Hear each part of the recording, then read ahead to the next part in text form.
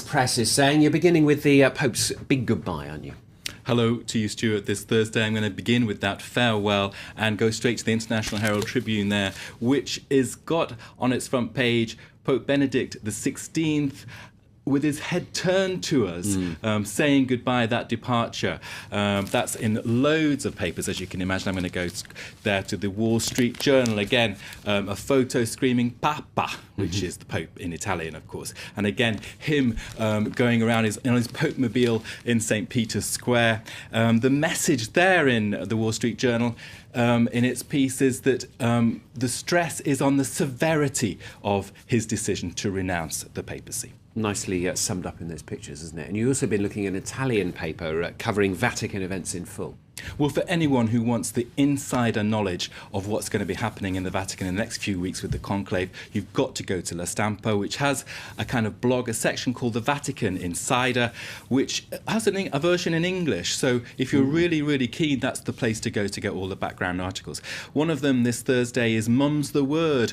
Cardinals let on very little. Now, the Pope will be letting go at 8 o'clock Vatican time this Thursday. But so far, not all the cardinal electors, Stuart, are in Rome, which is kind of slightly shocks the Vatican Insider. And it's saying, Mum's the word, there are no comments at all from cardinals, not saying anything about the conclave itself, and even less, if that is possible, about the Vatileaks scandal, of course, which points, some say, to a network of homosexual prelates in the Vatican, a scandal that will perhaps haunt this conclave. OK, we shall, of course, cover the conclave next week or whenever it finally comes to its conclusion. Now, outside of the Holy See, still in Rome, though, the Friends of Syria group representing around 90 governments, they're meeting. Well, the Abu Dhabi paper, The National, saying, yet again, we're seeing the Friends of Syria group meet, lots of hand-wringing and not much effect. What's needed, it says, is that the real Friends of Syria should step up and give more aid now. And what basically it's arguing is that the main concern is that when the Assads go, the stronger fighters, the well-armed factions, will emerge as the most powerful. And what's needed is targeted aid that will go to local leaders and to moderate groups so that, in fact, Syrians can have a new leadership that is not made up of ideologues, sectarian forces, stooges or thugs.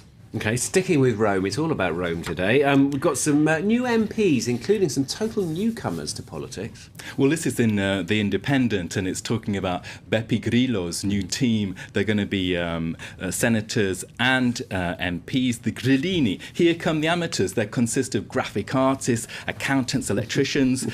And I was reading that piece, and I learned that certain MPs in Rome earn €18,000 a month. Wow. And so, of course, Grillo came into the fore of Italian politics, condemning the gravy train, didn't he? He wants to align pay with average salaries for politicians, MPs and senators. So very entertaining, of course, Italian politics. It's probably one of the most interesting things going, isn't it, really? Yeah, with Beppe Grillo there as well, it's always entertaining, isn't it?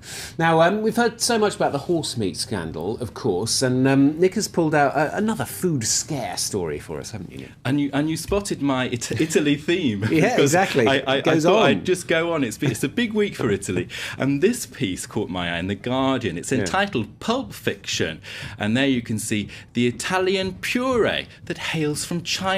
Now, we've all heard about that, as you were saying, the horse meat scandal. Yeah. Now, what's been going on here? Apparently, a supermarket in the UK has been selling Italian tomato puree that's labelled produced in Italy, but it's come from China. Yeah. And apparently this is legal under EU rules. You just add water, and if it's canned in Italy, then it's Italian. The catch here, I mean, I was absolutely gobsmacked by this. The catch, though, is that, hold on, 1 minute, the Chinese don't even eat tomatoes. It's not part of their national diet. Yeah. So what turns out is that the Chinese today are producing massive quantities of industrial tomatoes, if you like, for industrial shipping them over. And only California produces as many tomatoes as the Chinese. So it's an incredible story, isn't it? A food scare story, which was not the last one, I'm certain. The next one will be they've found some courgette in it as well. Excellent stuff, Nick. Thanks very much, Nick, with the international papers here on Volkswagen. Let's bring you the latest news headlines then. The first resignation